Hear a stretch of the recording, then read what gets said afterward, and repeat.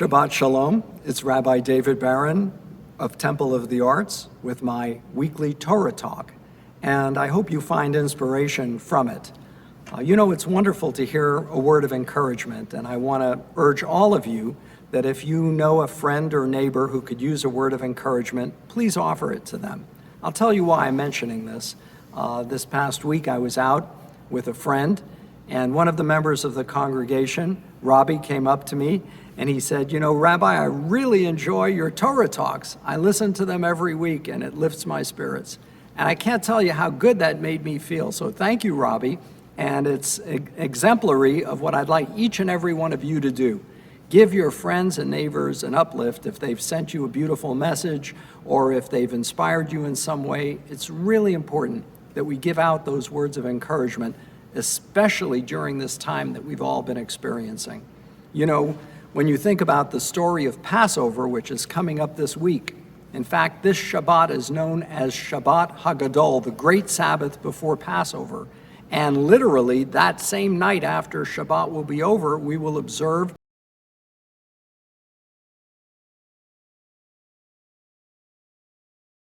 the idea of greatness. We anticipate the greatness of this holiday and the great message that it has to offer, the message of freedom from the restrictions we've been experiencing.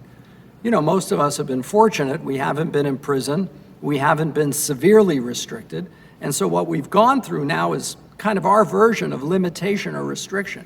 And so the idea of appreciating freedom, even within the restriction, but especially when we come out of it, will be a great celebration for all of us.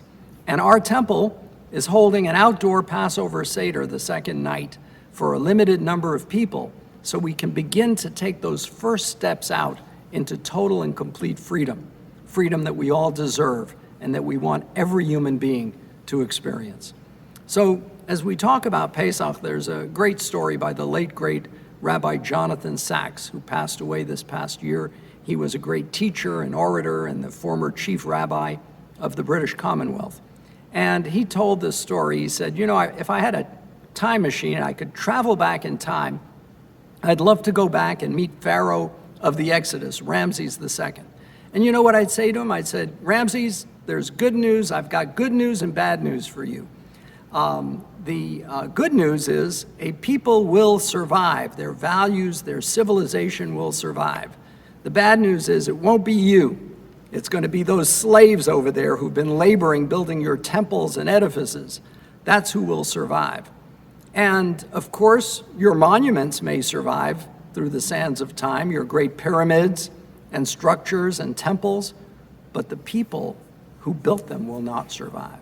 But that people over there, that people of slaves who endured and who suffered and who emphasized the values, the true mission of the Jewish people, to bring the light of knowledge and understanding, compassion, and human decency to the world, that people, because they passed it on to each generation, that people will survive.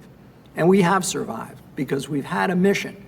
The mission has always been emphasizing the preciousness of human life, emphasizing the right of every human being to live freely and to operate freely in their lives. And also, a very important component of that is the mission of bringing the light of the Torah to humanity. We don't have missionaries who go out around the world and try to convert people to Judaism.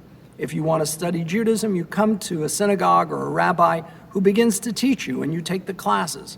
No one is out there trying to push you or urge you or encourage you. You have to come to Judaism in a sense. Now that's different than it was in the first century when Judaism was actually a proselytizing religion.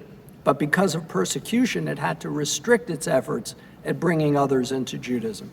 But now that's the way it exists. And for us, the idea that we do have a mission. We don't have missionaries, but we do have a mission. Our mission is bringing the light of the Torah to every human being, the laws of decency and human kindness.